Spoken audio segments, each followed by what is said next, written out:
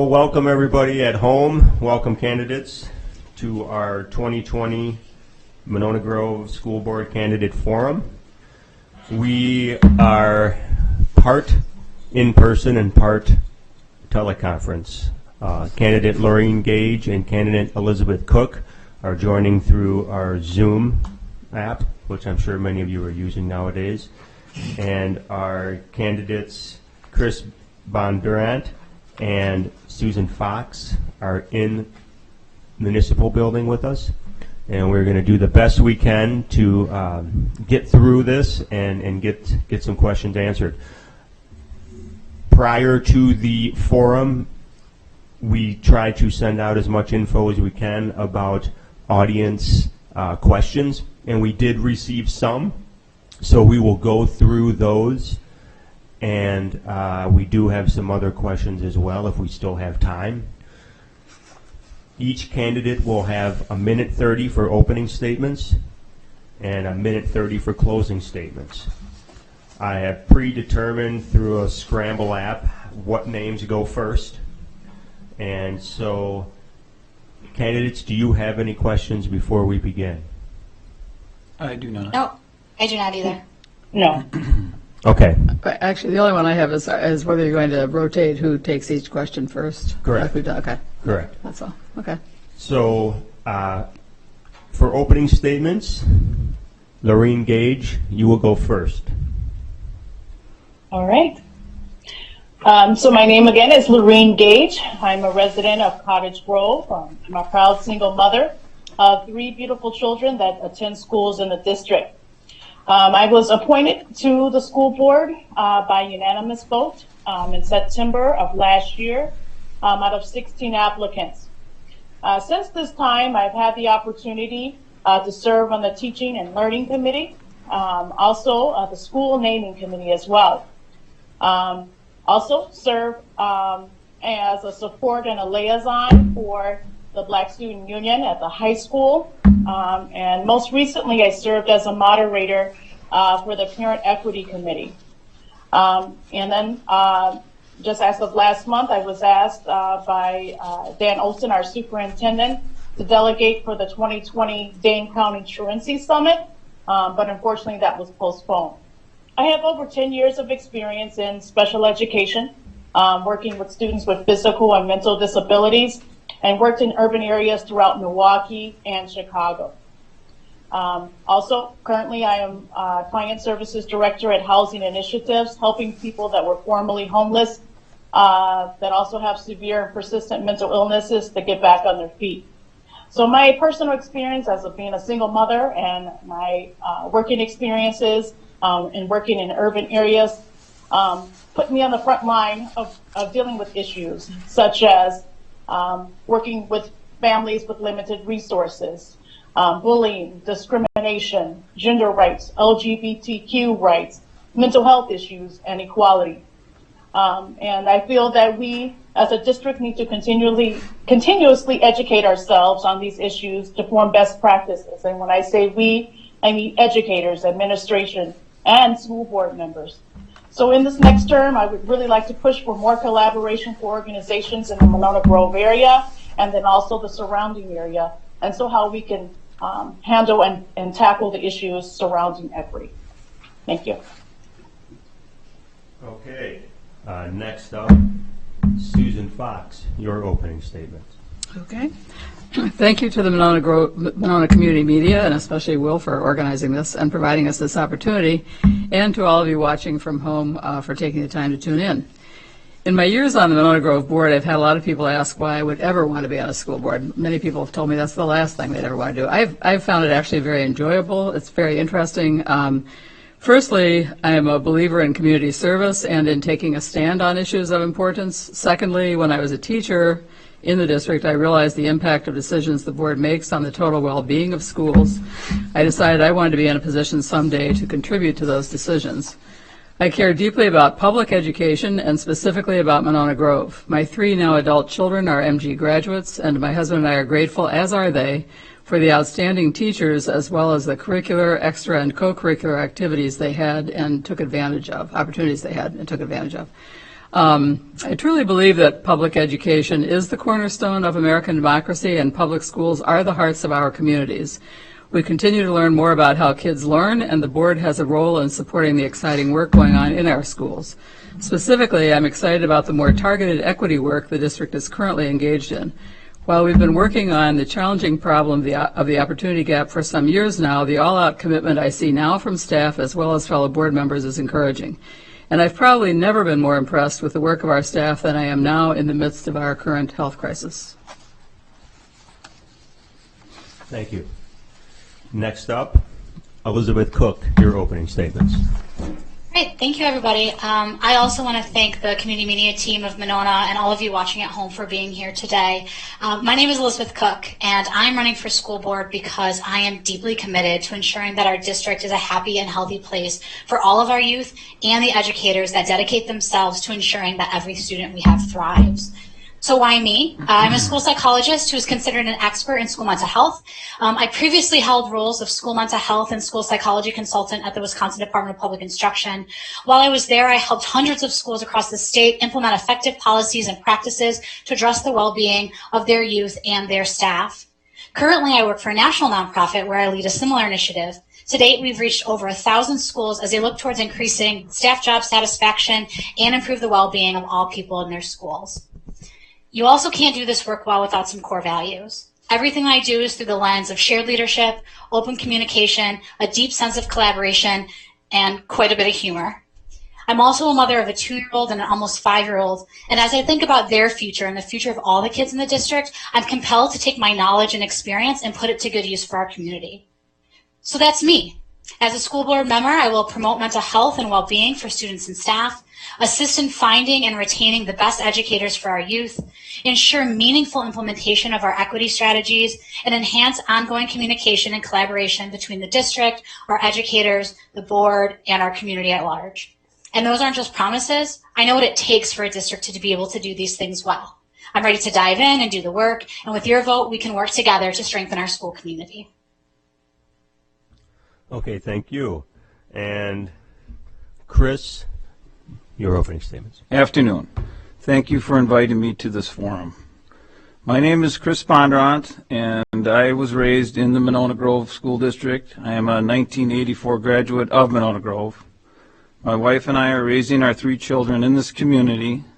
My oldest son, a 2019 graduate, is in the U.S. Army, and I have another son that is a junior and a daughter that is a sophomore at this time at the high school. I am a journeyman machinist by trade with a degree from MATC in 1993.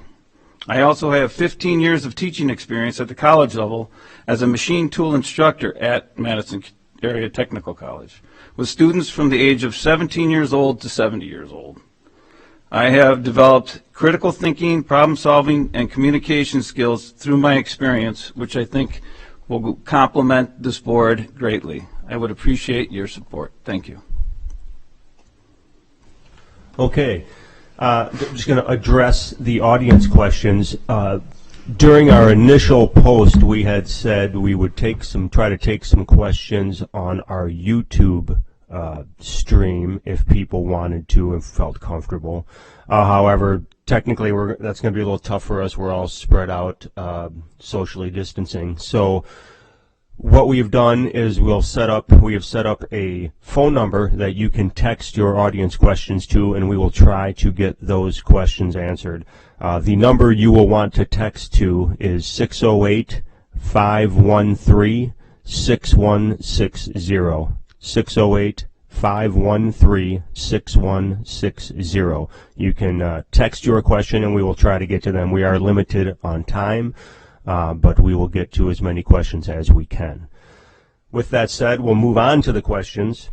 The first question being from the audience that was sent in prior to the forum. This question says, what is the school district doing to ensure that all of our students have access to mental health support in our schools? It seems the workers are stretched thin, the social workers and school counselors at the high school. My kids' experience is that their school counselor is only about college access. Are all school board members aware of the mental health crisis among teenagers and kids even younger? Does anybody need me to repeat that question? Okay. So first up, and this again is random order, and what we will do is go down the list, and then we will continue to swap who goes first on these questions, if that makes sense. Okay. First up is Chris Bondurant. Well, what is the school district doing in the effort to help kids with mental illness? I have not been privy to that information. I have 3 kids that have gone through the system, and I know that it is difficult for a kid in high school.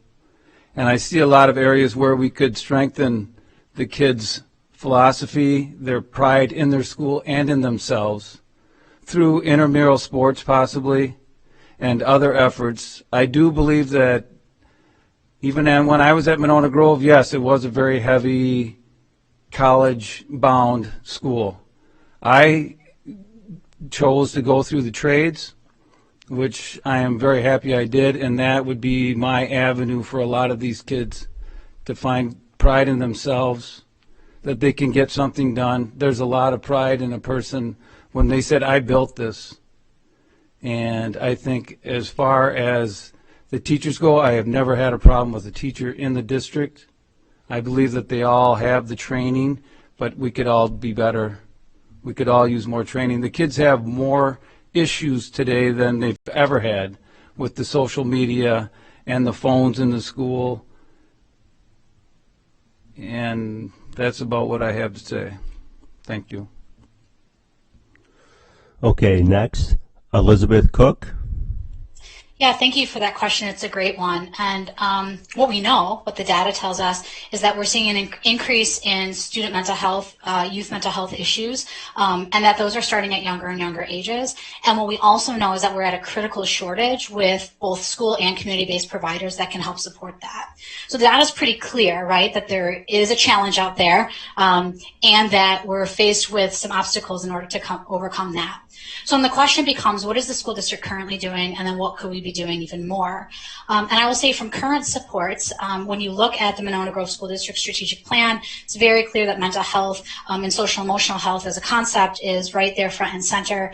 I also know from my previous work at the Wisconsin Department of Public Instruction that the Monona Grove School District, specifically their student services staff, have been working really diligently to ensure safe, supported, and healthy environments for all our youth.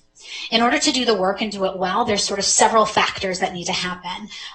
The first is making sure that all of our staff, because mental health, we're all in the business of supporting staff, right? It doesn't necessarily have to be school counselors or school psychologists only, right? Ensuring all our staff know and understand what it is to support a person who may be struggling, whether that's struggling with a mental health issue or some other issue. So staff training is critical. The second step is ensuring that our environments are set up in a proactive way so that we're preventing students from having difficulties in the first place, and that our students who are in recovery are able to go into environments that are supportive for them. From there, we need to talk about how we utilize our student services staff and partner with our community supports to be able to provide those services for kids who really need them. Now, in order to do that well, we need to really take a look at our data, see what our folks are doing, and we can't just add it on as another thing. We have to look at what the roles and responsibilities are of our school psychologists, our school social workers, our school counselors, and be able to say, yes, this is what we want you to dedicate your jobs to, and here are the things that are falling off.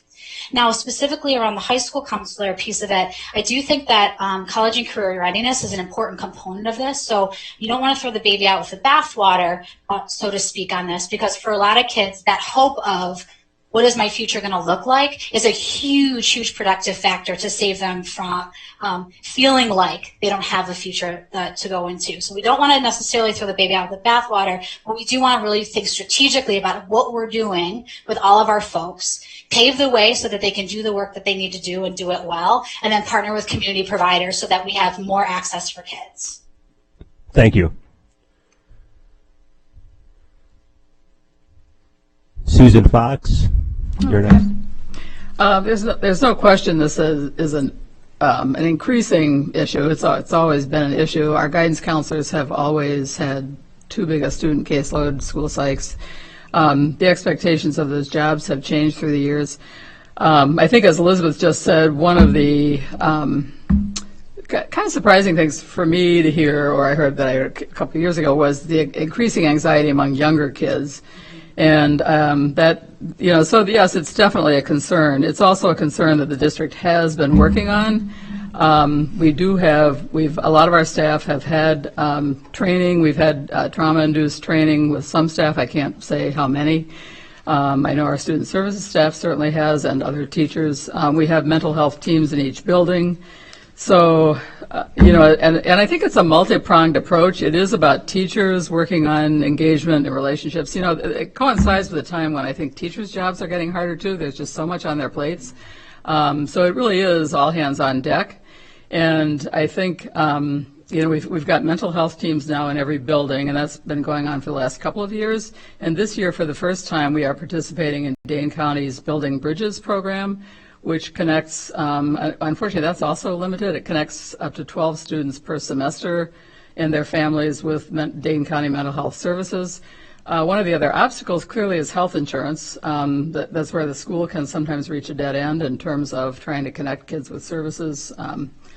There are all kinds of networks out there, but clearly our social workers, our school psychs, our guidance counselors, our paraprofessionals, and that's a big focus of equity also. When we think about all the different kids who face different struggles in schools, whether it's LGBTQ or whether it's racial bias, all those issues clearly affect mental health. So it's very complicated, and that's why I say it's a multi-pronged attack by everybody, and I feel like we are doing better. Are we doing enough? No, but we're trying. Thank you.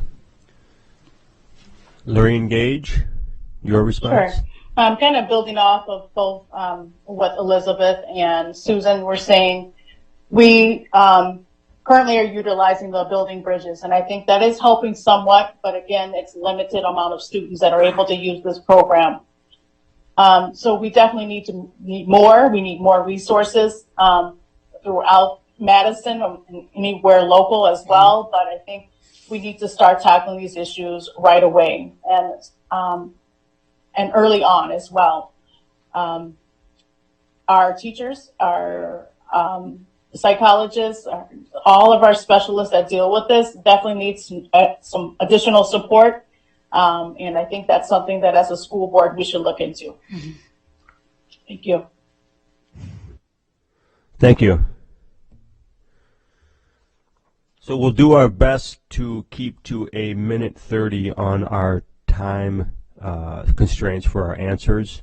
I will say to the audience, it's a little tricky because we are teleconferencing. So in short of butting in and telling someone to stop, we'll just have that in mind that about a minute and a half is what we're looking at. And we'll try to stick to that as best we can.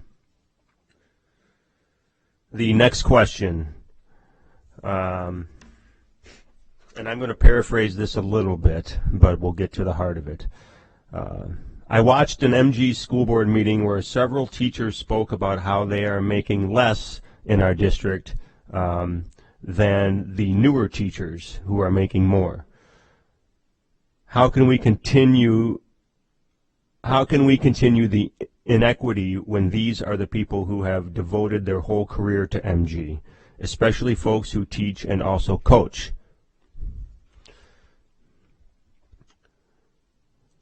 We'll start with Elizabeth. Yeah, thank you for that question. I think it's a really important one. And this isn't the first time I've been asked that question, actually, since I started campaigning here.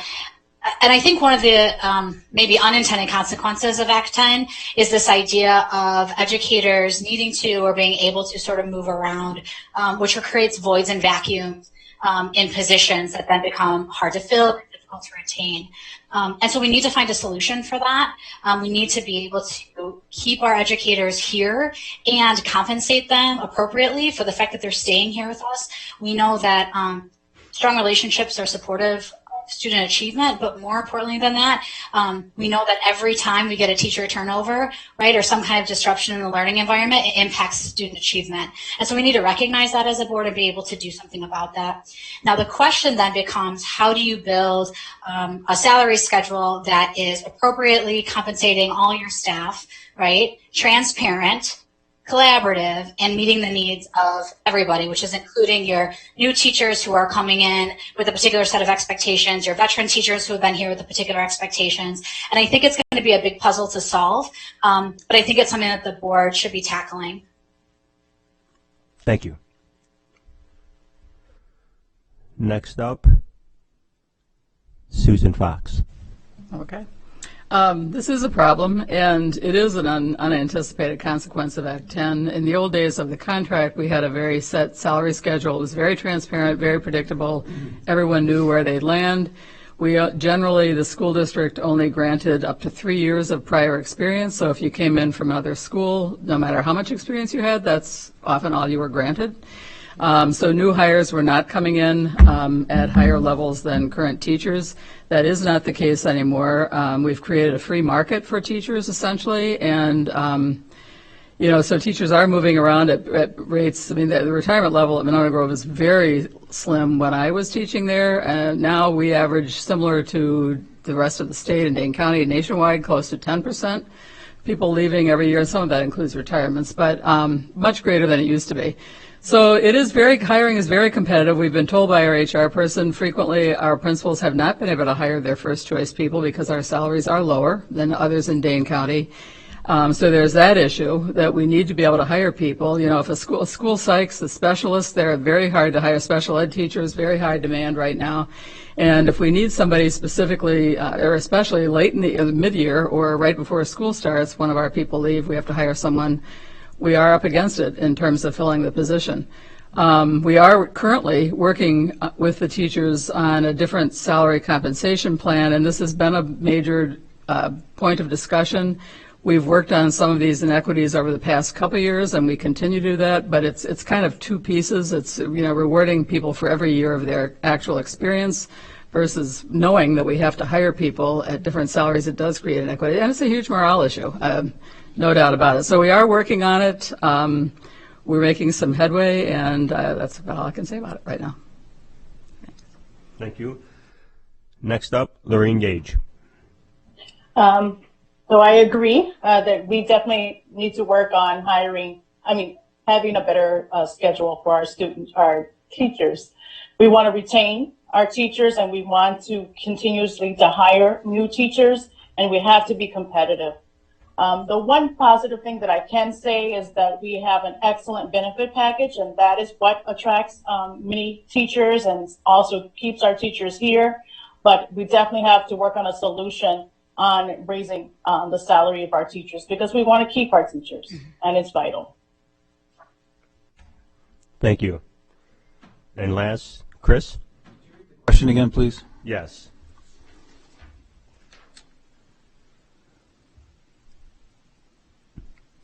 The audience member question was, I watched an MG school board meeting where several teachers spoke about how they are making less in our district because they have spent their whole careers here, and the newer teachers are making more.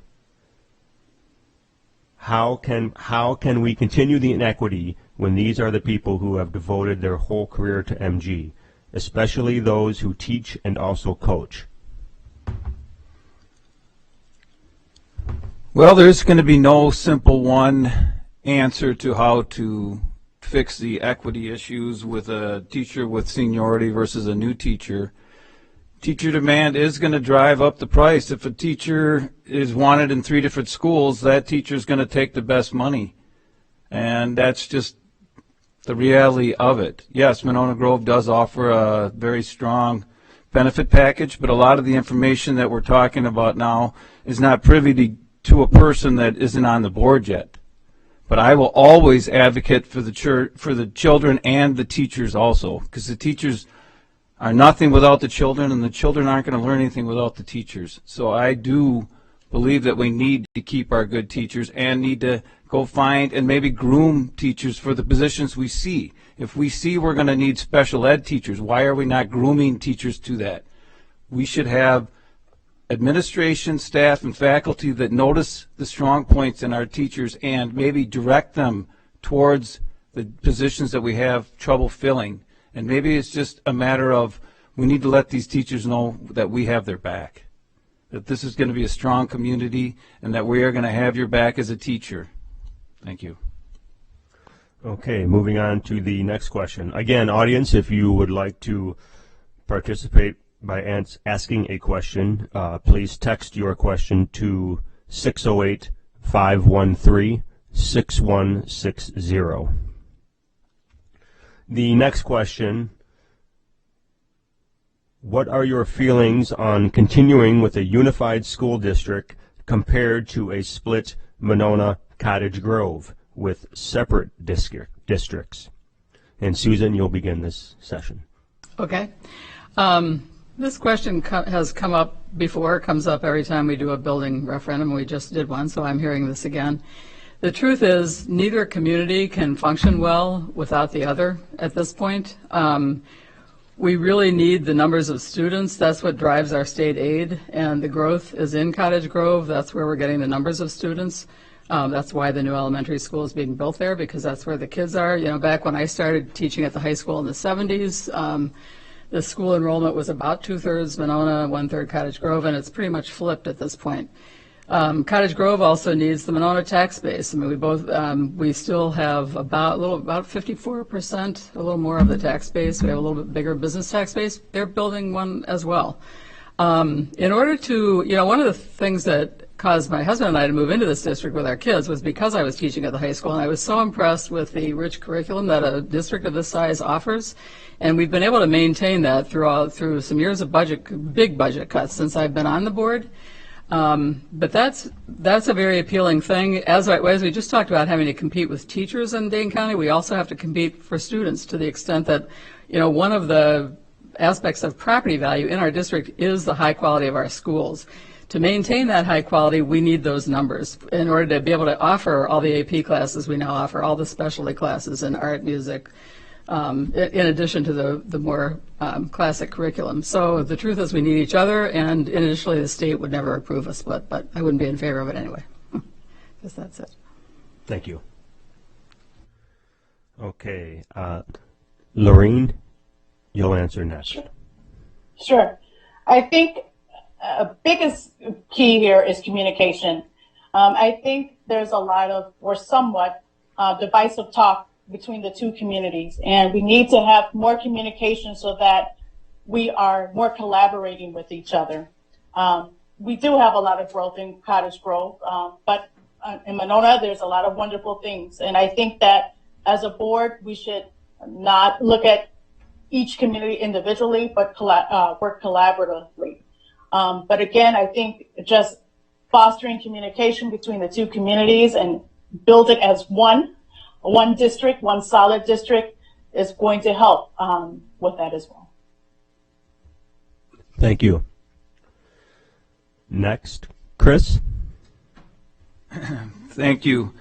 The difference, when I was out in Cottage Grove handing out flyers, I had a few people from Cottage Grove that I spoke with ask me whether or not I lived in Cottage Grove or Monona. And they said, well, we want to have Cottage Grove represented on the board. And I believe that to be strong for both communities. I think that the communities and the school district need to work better together as far as facilities go. I would love to see the municipalities come together with the school districts in order to build facilities for these kids. I don't think that separating the districts would do anybody any good.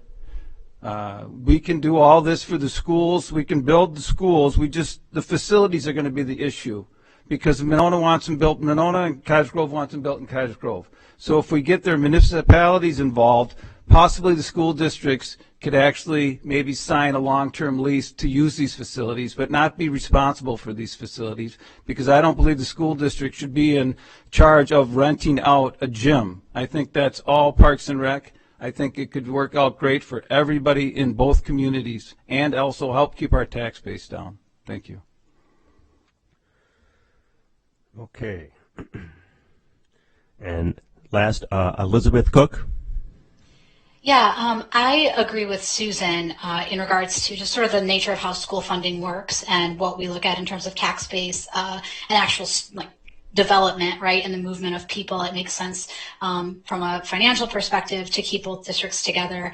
I also agree with Lorraine that part of, I think, the ongoing challenge is around equal representation and making sure that we're communicating effectively and collaboratively with each other. I want to add another element, though, that I think we don't always talk about when we talk about why it's important to have this kind of unified, strong school community. And Susan alluded to it a little bit, and that's around course offerings and from a student perspective. But the previous question was actually around recruiting and retaining staff, right? So how do we get staff? How do we compensate staff for wanting to be here? How do we get staff to be here? Those kinds of things. And part of being an educator is not just the salary you make, although it's an important one certainly, but it's also being able to live in your purpose as an educator. And part of being able to live in your purpose is to be in a district where there's a lot of offerings, right? Where you have the ability to say, you know what, I want to coach this sport as well, or I want to be able to teach an AP class or teach an art class or do an extracurricular this particular way. And having a district where you have enough kids in order to make those clubs work actually helps to support retaining your folks, right? Because now, in addition to doing my job, I'm also able to extend myself in a way that makes me feel good. And so I think it's not just about offerings for kids. It actually is a development issue for our communities, both Cottage Grove and Monona, and also a retention strategy for our staff. Thank you. Okay, we will move on to the next question. And Lorraine, you will begin this round. What are your feelings on continuing... Oops, excuse me, that was the last question. We'll cross that one off. Here's the question. How can we build more collaboration and community within our district between the two communities? Now, this is kind of the same type of question. Do we feel we want to go into that now that I read them both, now that they're coming in quickly? You know what? Maybe we'll come back to that one because I think we kind of talked about that. Here's a good one. What is the most important thing you will accomplish your first year? And again, Lorraine, you'll begin. Okay. I guess the biggest thing right now is focusing on equity. So I kind of mentioned early on that I'm working with a parent equity group, which is growing in numbers. So it was a smaller group, and now we had 50 plus people to attend our last meeting, and it's growing even more. So really surrounding, helping with equity is a big initiative. Working with parents, collaborating with parents is important. We're working with an organization called ALMA that is working to hire educators of color. And I think that improving our issues with equity is a really good step. And I think that we're moving in the right direction. We're creating a new vision and new mission for this area. And we're working really hard to ensure that all our students are receiving an equitable education. So that would be my first focus in my term. Thank you. Chris Bondurant. Okay. I would like to see better community with all parties involved. A true working relationship with the municipalities involved with the school district between Monona, Cottage Grove, the village of Cottage Grove, the town of Cottage Grove, and also Madison. Madison surrounds all of Monona Grove High School. I'd like to see that us work with Madison instead of against Madison, it seems at times. I mean, I would certainly be interested in getting more kids involved with the school. Not more kids involved, kids more involved with the school. I'd love to see us build a stronger community between Cottage Grove and Monona. And I think a lot of it starts at GDS, because the parents there could be some bonding between the parents there, because that's when we start to meet the kids from Cottage Grove and the parents from Cottage Grove. Thank you. Okay. Elizabeth? Yeah, so for me, one of the most important things for year one is around the conversation that we were just having around student mental health, right? So what do our student mental health supports and services look like, right? Where are things going well, and where are there places and opportunities where we can really shore that up? I think one of the best things to do, from speaking from the lens of both mental health and also with Lorraine talking about equity, which is extraordinarily important as well, is this idea of how connected do our kids feel to our school spaces, how connected and do our adults feel to our spaces, because we know that the more you feel like you belong in a place, the more likely you are to show up in that place, right, and put forth the effort that we're asking you to do. And so what we really want to do in that first year then is focus on doing a big analysis of what's happening, where those gaps and opportunities are, and then how we really improve our connectedness for all of our youth that we serve, and ensuring that our adults feel similarly. Thank you. And last, Susan Fox.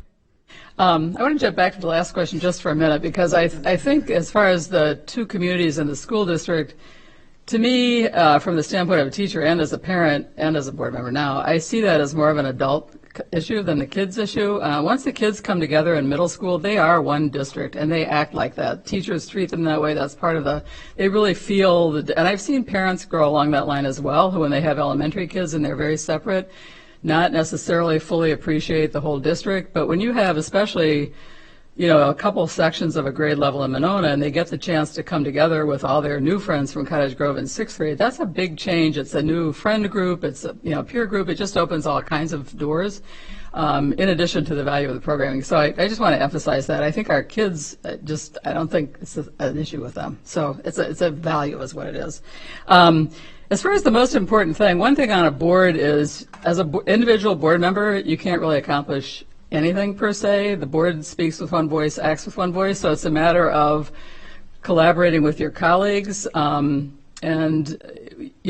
think for what I think is first and foremost with the board right now is the work on equity, and also the attracting and retaining teachers and working on salary issues. We want our salaries to be more competitive. That's a big issue. But the equity by far school-wide is the predominant issue at the moment.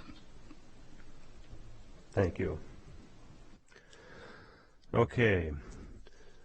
Again, I'll remind the audience that you can text a question if you have to the candidates to 608-513-6160, 608-513-6160.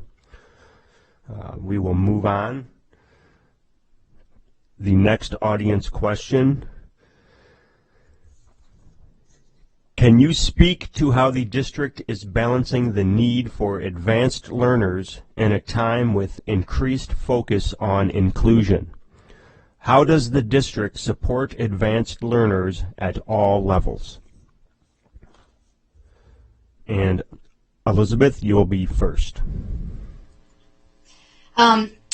Yeah, I think that's a great question. And from my understanding, and certainly Lorraine and Susan will be able to elucidate this more than I do, part of what we're moving towards as a district is this idea of co-leading and co-serving around the entire spectrum of learners that we have, right? So that's inclusive of learners who may be more advanced than average, that may be inclusive of learners that have a little bit more growing edge than our average learner, and really being able to think about what it's like to differentiate curriculum in the classroom for those students.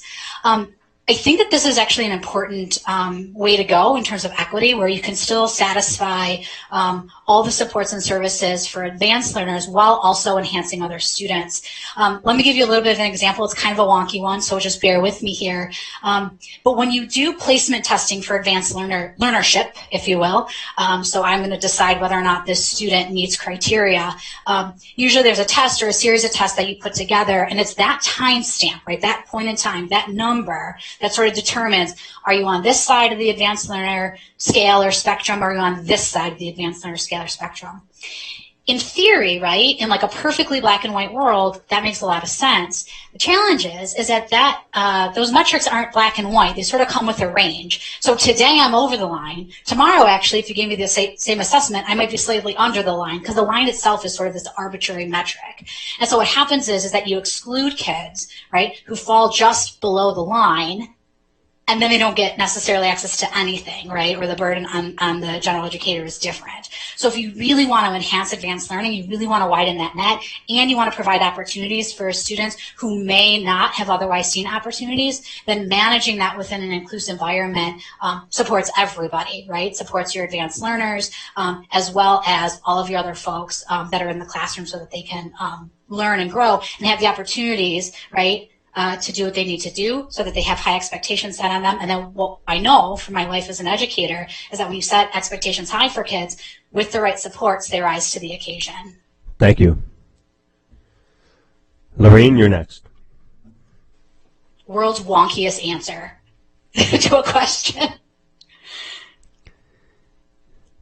Go ahead. Is it me that's next? Yep, I'm sorry, Lorraine, you're next. Yep, thank you. Okay. So definitely I think the district is moving towards leveling up. So allowing students that were never, exposed to higher level classes to be a part of that. This is extremely important because many students that may be in lower level classes just feel that their expectations are low and don't perform to the level that they should. But now being exposed to higher level classes and higher level thinking, then maybe they'll do a little bit better. Also in these classes, there's differentiation. So students that may be on a higher level will be exposed to different things.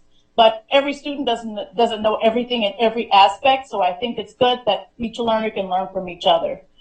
So this has been done in other school districts and has proved to do really well for our students that are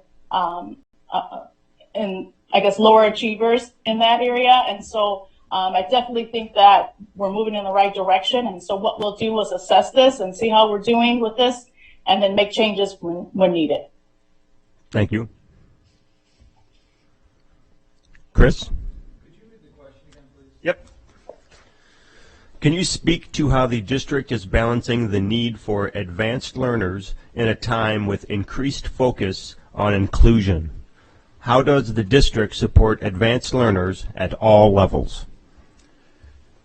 I am not privy to that information at this time, not being a school board member at this time. I don't know how the district would do that or how they are going about that right now. I do know that we could teach the teachers, we could give the teachers training to identify these students that are advanced, and then maybe we could set up a PACE type learning system where if a child is in first grade but is reading at fourth grade level, we challenge them to read at that level and not let them fall back to the first grade. We don't want them teaching their classmates. Certainly I'm wide open to the idea of helping each other. I think that's a very strong aid to any person to grow up teaching and helping each other. I think that's very important for community, no matter whether it's taking the garbage cans up for the neighbor or helping the neighbor learn to read, right? So identifying these students that do meet the criteria for advanced learning and getting them on pace to accelerate and be successful. Thank you. Thank you. Susan Fox? Okay. Yeah, this is something that people have been hearing a lot about for the last few years. We've been using a curriculum delivery model or design called Integrated Comprehensive Systems for Equity, and the idea is, as Lorraine said, a leveling up. The idea is I don't know if you can still hear us, but I think the audio cut out on our end. Yeah, I can't hear anything. Me either. Okay, hold on one second. So what, should we get out and get back in? I would wait because Brian's still on. Is there a chat box? Oh, here's the chat box. So you can't hear us? I'll chat. Okay. I thought it was pretty good. That's right. Yeah. Maybe that's what did it. Drop the mic. Yeah, there you go. Oh dear. Technology. It's always great when it works, but. Can you hear now?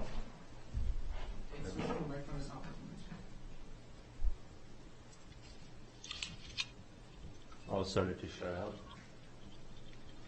Maybe unplug the Focusrite from the computer and plug it back in.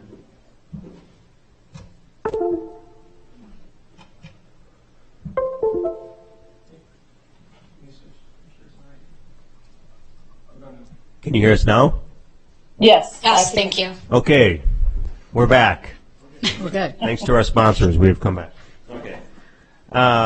Okay, so can I start over? Yes, you can Okay. start wherever you'd like. Okay, so what we were finding is that when kids were getting, I mean, we've had inclusive education for a long time in Monona Grove and in the state, really. We haven't, but there were pull-out programs for kids that needed special help, and so frequently gifted and talented kids were handled more through pull-out programs than in the classroom.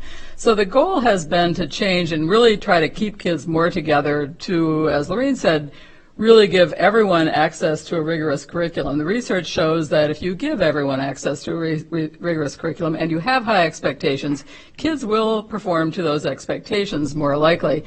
Clearly there are differences in abilities and all those things factor in.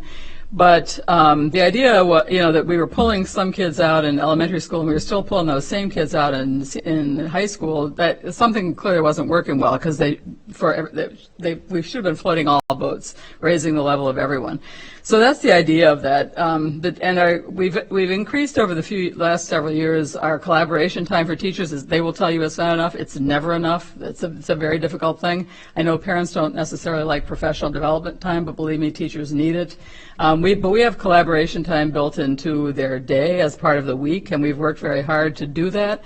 So they now can work with each other on best practices, not only best practices, from like the book, but what's working with different students. They are constantly assessing. We have the formal assessments that Elizabeth referred to as like a one-shot test that might indicate that you have an ability in an area, but they're constantly assessing and tweaking curriculum as they go through the year. And so that does still happen. We still have our AP classes. We will. The hope is to have more kids taking those classes.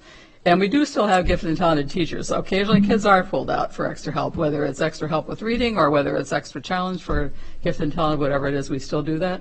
Yes, it's a challenge. It's a constant work in progress like everything else in education. Thank you.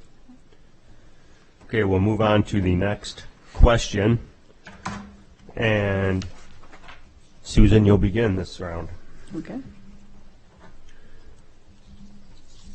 In the development of a school district budget, what goals and objectives would guide your decision making? Well, 70-some% of our budget is staff, and that stays the same. But in terms of budget, we do get requests from the administration. Certainly the health and safety of the students is a high priority. And we're in there for their for their achievement, for their education, their total programming. When we've made budget cuts in the past, we've really worked very hard to not cut things that directly impacted students, and that's part of why we had to, in our last 2016 referendum, we had to include a significant amount for capital maintenance because that was an easy area to trim, even though I said health and safety. If it was a safety matter, it got handled, but if it was something we could push off for a while that was just maintenance, we did push it off. And that comes back to bite you in the end. And so we have been able to boost our annual budget that way. But really looking at, maintaining our staff for our kids, the thing that impacts a student the most is a highly qualified, effective teacher. So that has to be our first priority. We are very tightly budgeted now. We're going into a situation where we are going to be looking at, we had an operational referendum that's good for another year yet, but we're going to be looking at some tough constraints. So it's always a give and take, and we depend on our professional staff to help us with criteria for how to evaluate different things whenever we have to look at cuts. Thank you. Lorraine, you're next. Sure. So I think making sure that the initiatives or the funding is looking at students first. So mental health issues, technology, keeping abreast on with other school districts is a priority. So I think, again, funding towards our students is the priority, and things such as maintenance that are minor, if we can kind of put that in the back burner. But again, prioritizing our students is foremost, and as well as our teachers, ensuring that we retain our teachers and attract the best. Thank you. Thank you. Chris? Chris, your answer? Yes, would you read the question again, please? Yep. In the development of a school budget, what goals and objectives would guide your decision-making? Okay. As far as the budget goes, I think a lot of it is we just need to learn to better manage what we have. Perhaps we can co-op with other schools, either in our district or out of district, for facilities that we could share. Possibly look at different sources of income for the district, different sources to pay for the maintenance of the district. Reallocation of the funds that we do have may have to be a top priority. We may have to just, okay, what are our priorities? Our priorities should already be set by the school board that we have in place. And we just have to fund them from the top down. And I mean, the budget issues are never going to be easy. They're always going to be difficult. And we need to keep the teachers, and then we need to keep the students involved in the school, and we have to keep the kids wanting to come to school. Thank you. And Elizabeth? Yeah, so I think all budgets, right, need to start with what are we driving towards? And so when you think about what your key goals and objectives are as a school district, right, what our goals are around ensuring technology, like Lorraine said, mental health access, equity, ensuring that we're recruiting and retaining the best teachers possible, right, those become the North Star. And then the question from there becomes, okay, how do we use our currency in the best way possible towards those ends? And that, I think, is when you start asking yourselves around, okay, what do we know is an effective item or thing that we can do, right, in order to meet those ends? So Susan referenced the fact that high quality teachers, for example, highly impactful in student achievement, right? So resources allocated there makes sense, right? It aligns there. But I think what you do is like keep those goals in mind as your North Star, and then you continuously do a continuous improvement on this is how we spent this particular money. Did it drive toward the outcomes that we were expecting to, right? Better or worse, and then how do we adjust and allocate because of that? So I think you have to have an ongoing conversation around what those things are, and sort of make your budget decisions that way, as opposed to thinking of it like, here's the static sum of money and here's what we do with it, and then maybe we review it at some interim point. Thank you.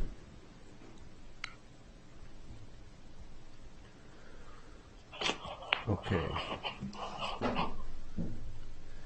And next up, I lost track of where I was. Did we all answer that?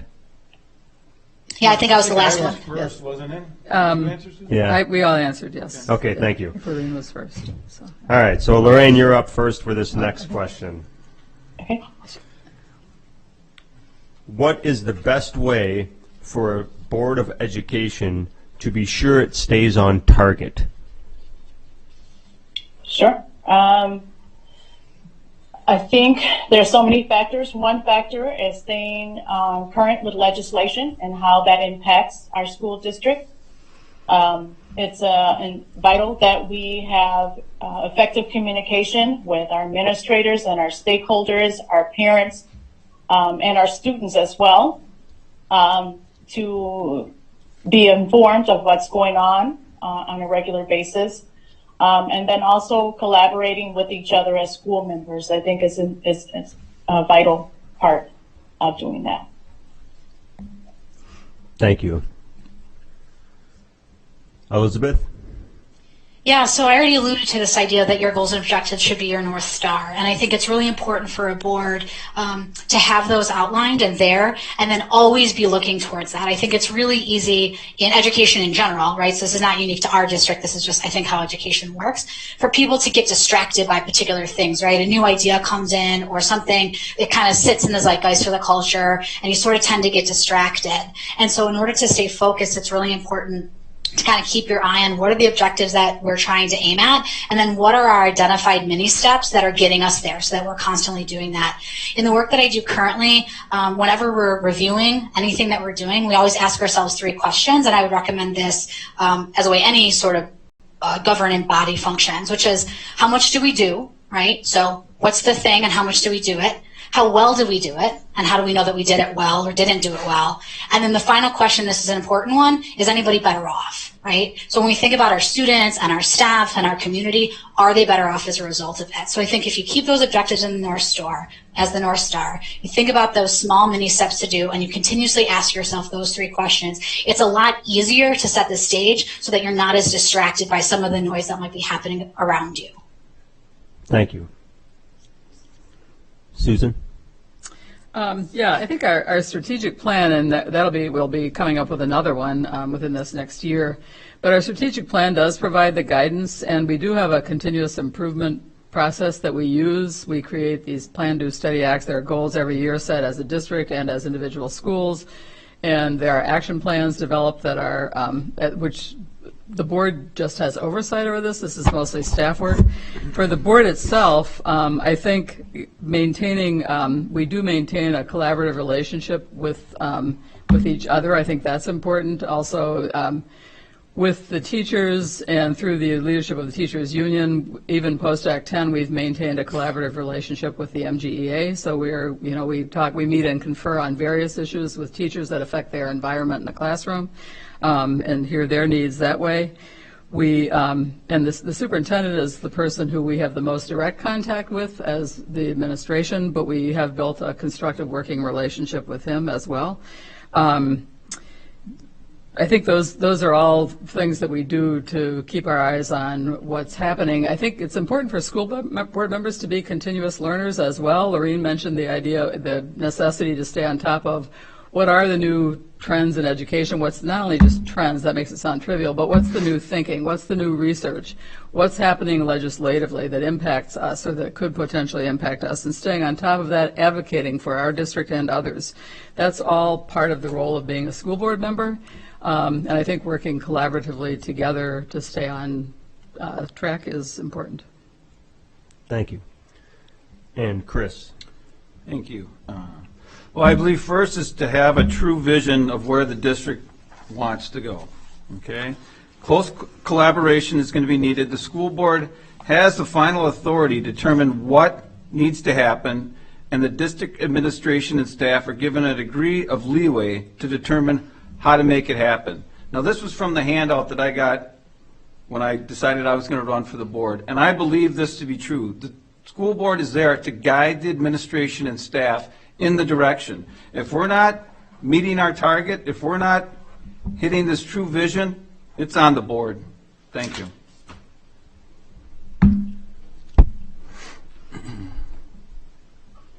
Next question. Again, audience, if you have a question you want to ask the candidates, you can text your question to 608-513-6160, 608-513-6160. Moving on, and Chris, you will begin this question.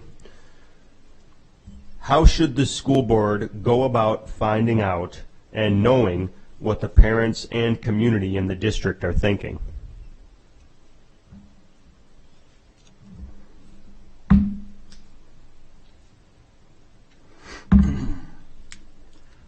How should the school board and administration know what the public is thinking?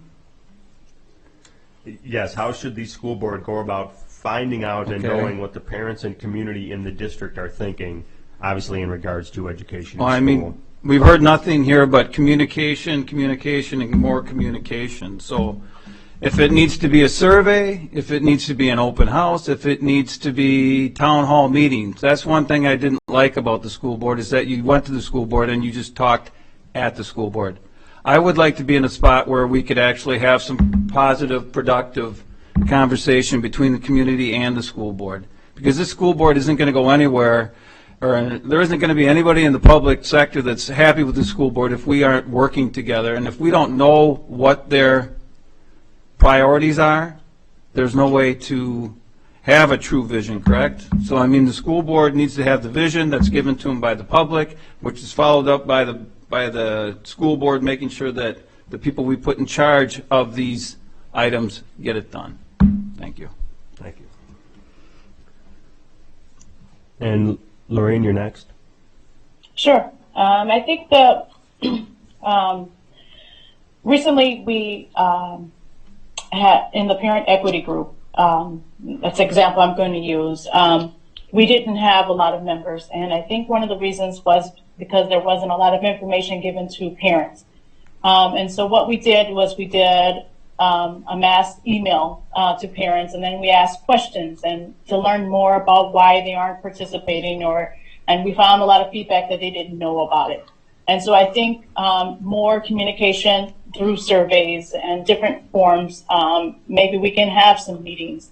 I think maybe having some committees or subgroups to allow parents to, and families to communicate. But I think ongoing communication is vital so that we can work together. But definitely, I think a good start is through email. But maybe if you're not reaching people by email, maybe also through phone. But I think we are making really great strides in this area and just need to continuously. Thank you. Next is Susan. Okay. I think the district has improved greatly its communication out to parents and to the community through all the technology that we now use. There was a survey a while back that showed that most people in the community prefer direct mail to get their communication. That's very expensive, so we don't tend to do it real often, but we do use it when it's matters like a referendum where we really have to get the word out. But in terms of finding out what I heard was parents and community members think. How can board members find that out better? That requires us being out and talking with people. I know some of us meet with people, and whenever I meet with either parents or teachers or anybody who have concerns, I bring it back. I don't necessarily mention names, but I bring it back to the superintendent, and we talk about it, what concerns are. We had our facilities committee, our current teaching, learning, and equity committee both have community members on it, so clearly they have more community members than board members. Facilities committee had no board members on it. And the idea of that was that we had total community input on that. Our naming committee is mostly community members to name the new school, or to set up a process for naming the new school.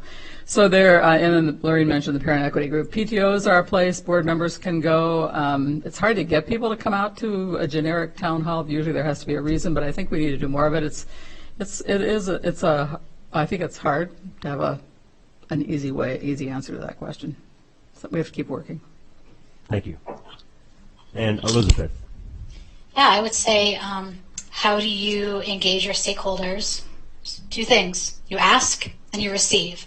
Now, it sounds really simple, but there's some underlying components that go there. So asking is literally asking the questions, seeking the information, and being willing to self-reflect on, hey, we asked this, and this is the type of information we're getting back, and here's who's not answering, right? Mm-hmm. What's going on there? And be able to, as Lorraine alluded to, right, think about what are those other strategies that we need to deploy in order to be more creative about who we're getting answers from to ensure that we're getting access to parents and community members.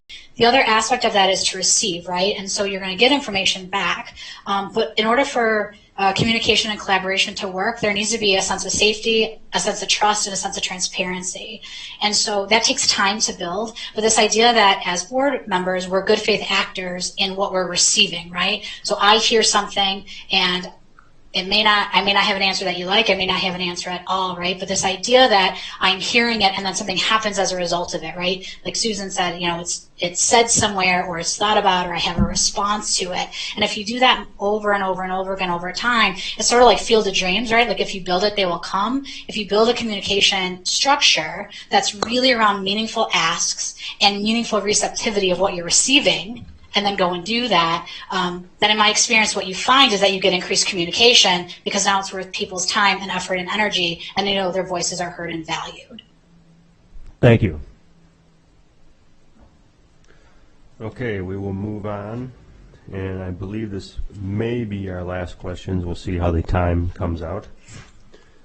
And Elizabeth, you will start this round. If the board speaks with one voice, how does that affect your communication with constituents when they ask questions of you?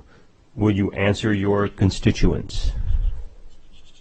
Yeah, so it's a great question, and I'm not using this analogy to trivialize the board at all. It's just because I happen to be a parent of 2 young children. And my 5-year-old is constantly like asking me a thing and then maybe not enjoying so much my response and then going to ask my husband a thing, right? And I think when you're in any kind of governing body, right? So we're in a governing unit of being parents, right? A school board is a governing body. There's this sort of sense of like, who are my people that I want to talk to, right? And how is that information received, like we talked about before.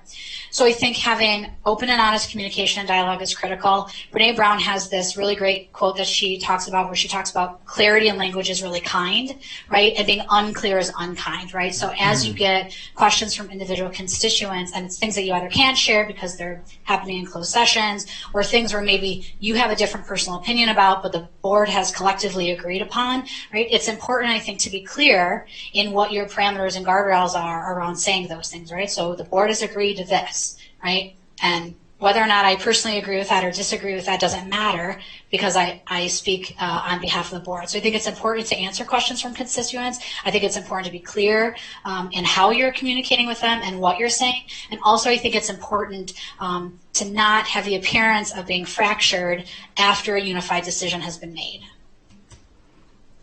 Thank you. And Lorraine? Kind of similar to what Elizabeth said. I think being a board member, you do have to exude professionalism at all times. So you can't be loose in language and put things on social media that may not be accurate. But it is important to respect your role as a school board member. Yes, it is okay to have an opinion. And if you do have an opinion, you have to indicate that it's your personal opinion and not of the board. But again, being a school board member is an important role, and you want to exude professionalism and recognize that only the president of the board speaks as a whole for the board. Thank you. Thank you. And Susan? Okay, I don't have a lot to add to what's already been said. I think that it is important in individual communication to realize that you are representing the board. And so if you do state that you may have had some concerns or a slightly different opinion, I think you have to be careful about how you do that. And you can talk about it, but it has to be very clear that it is your own opinion. Once a board decision has been made, I think it's also all of our obligation to help explain why that decision was made. I think it's our job to defend the district for its initiatives and the work that it's doing, which doesn't mean we don't listen to concerns, doesn't mean we don't bring them back. A lot of those conversations are had sometimes at the board level. Sometimes, as I said, when I hear concerns from constituents, I will bring them back to the superintendent personally. I don't necessarily bring it back to the whole board because we can't talk among ourselves about things unless we're in a noticed meeting of more than a quorum of us. So there are all kinds of legal restrictions on that. And we are leaders, so sometimes the board may make a decision that's not popular, but there may be good reasons for it, and then I think it behooves us, it's part of our obligation is to explain what the rationale was behind that. And then that's how that works. So I think you do have to be very clear about it. And as Lorraine said, generally the board president is the chief spokesperson for the board, but when any of us speak, we do speak for the board. Should speak for the board. Thank you. And Chris? Would you repeat the question again, please? The question: if the board speaks with one voice, how does that affect your communication with constituents when they ask questions of you? Will you answer your constituents? My job as a school board member would be exactly that, to listen to my constituents. I want to know what the people are thinking. I don't think that we're going to have that much of a difference of opinion when we talk to the people out there. The board members, when we do come back together to talk, I think that we'll see a lot of the common denominators with the folks out there as far as what do they want. They want their property taxes kept down. They want the high standard of teaching kept at the Monona Grove level, at the Monona Grove School District level, and they also want to make sure that we keep our good teachers. So there again, I would be a voice for the people to the board. I very strongly feel that was the reason I am here right now, is I want to be that voice. Thank you. Thank you. We will go for one more question. I think we have time. And the question comes from the audience again. What would you do, if elected, to improve suicide prevention measures in our schools? And Laureen, you will start this one. I think definitely our students have to have a safe space. That's vital, that if they are feeling suicidal or feeling, I guess, having any type of mental health issues, then they have a safe space that they can go to, whether it's a trusted teacher or a mental health professional. But we definitely have to have that in place. Also, I guess ongoing dialogue, if possible, to let students know that that's available to them, so that they can use that forum. But also, as educators, I think we definitely have to watch our students closely. Sometimes our students give us signs, whether it's not coming to class or declining in schoolwork. We have to kind of monitor that and talk with them privately, or making sure that our students are feeling safe in school. So I think that's some of the ways. Thank you. And Elizabeth. Yeah, so it's a great question, and I think that they're kind of similar to the earlier mental health question. There are multiple prong approaches that you want to be able to take. So the first is, not in any particular order, but the first is ensuring that all of your staff, right? So your instructional and non-instructional staff, everyone that is there in the service of the youth, understands how to identify, like Laureen was saying, some of the things that may be indicated of a student having a mental health issue or mental health crisis.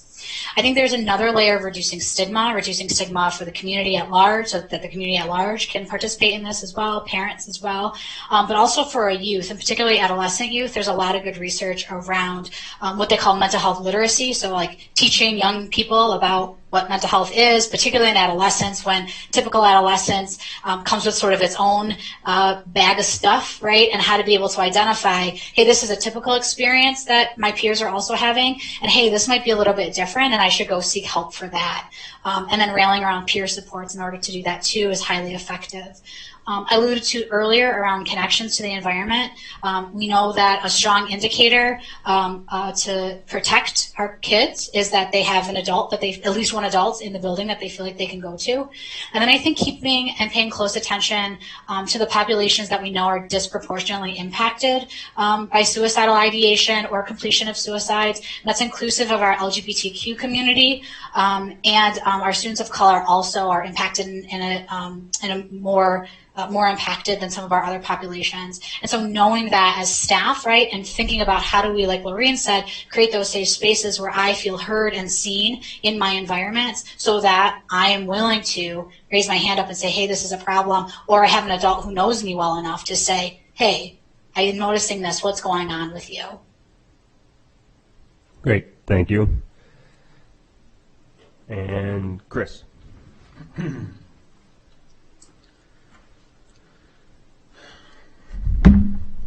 This is a very delicate and troubling issue today. The first thing I would do is I would go to the professionals. I am not trained to deal with this sort of issue. I would go to the professionals. I would seek training for the teachers to help them identify that. I would work with the community and with the kids to try and build a network. I feel too many times that when the kids get into schools that we separate them and we don't give them the network that they need of friends. A lot of times a kid feels isolated, maybe because they weren't involved in something they wanted to be involved in, and it can be a very scary issue.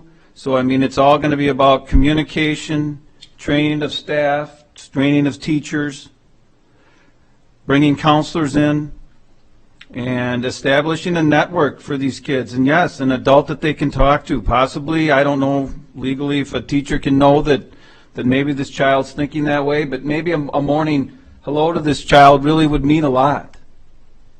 So as far as that goes, I would just say that I would seek professionals' guidance on that. It is not something I would try and take on myself. Thank you.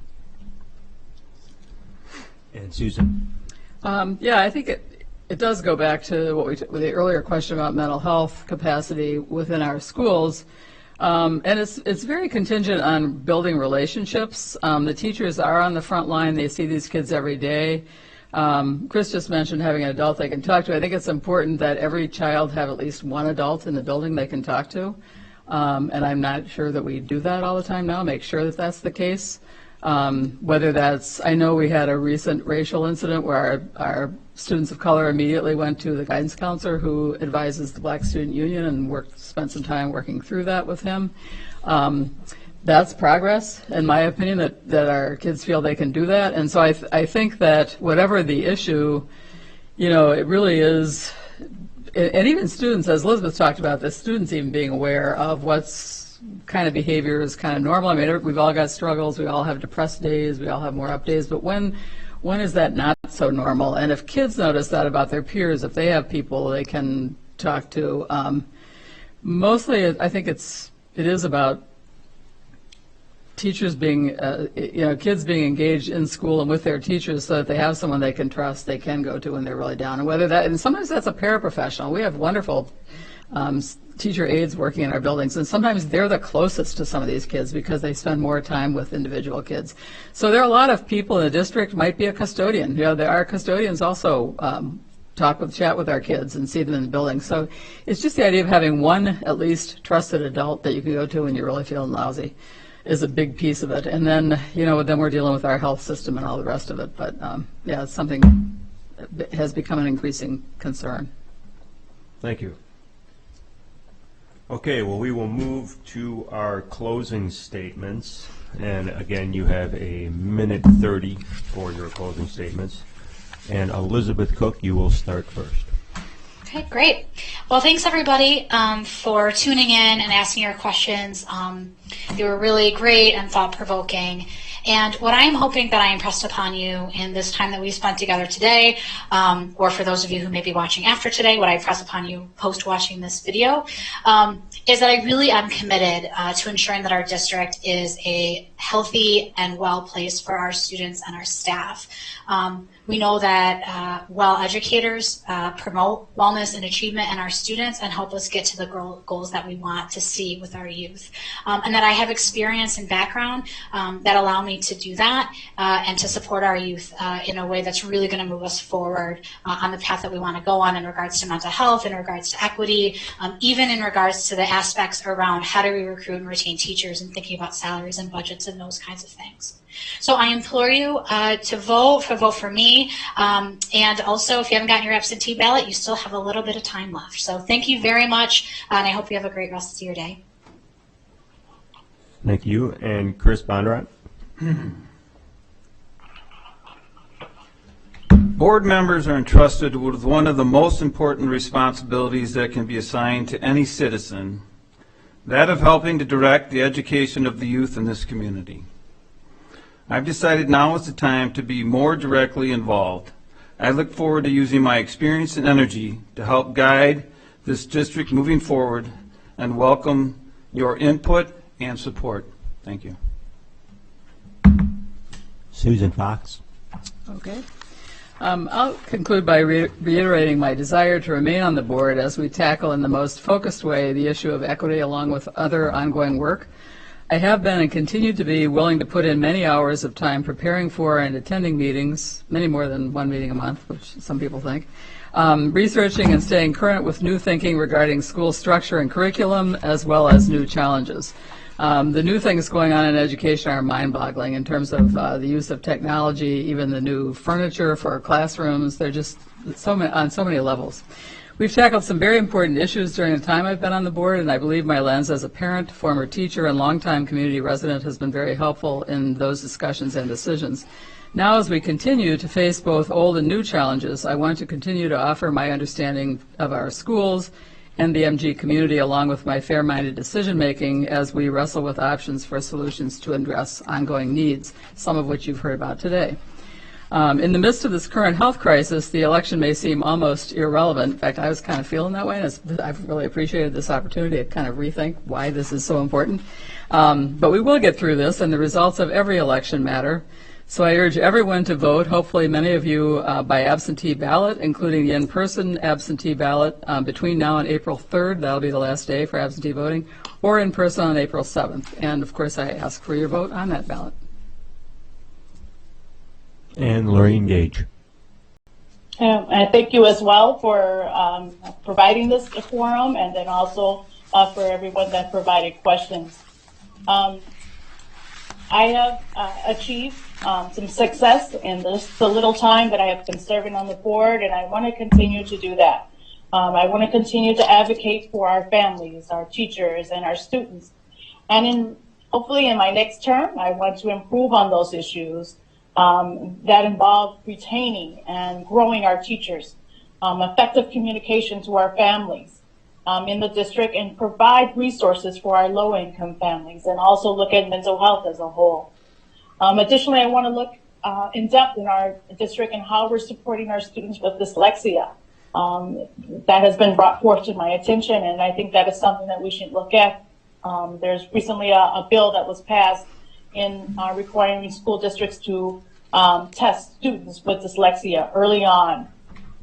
So academics is very much in the forefront, and we don't want to improve our student self-esteem as well.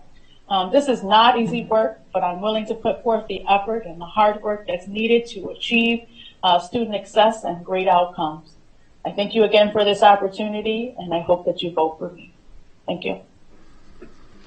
Okay, well, that will conclude our 2020 Monona Grove School Board Candidate Forum.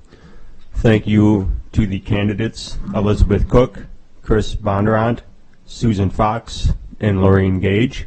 And I want to make a special thank you to our three students who braved the way out here, three seniors who now are staring down a possibility of not being able to finish out their senior year at school, and so, but they still came out here to help out, and I want to thank them a lot. That's Evan Johnson, Corey Hall, and Ethan Broadenwallers. Thank you, gentlemen. And we will conclude this meeting. Thank you, everyone who has joined us on YouTube or through the television channels, and we will see you next time. Thank you. Thank you.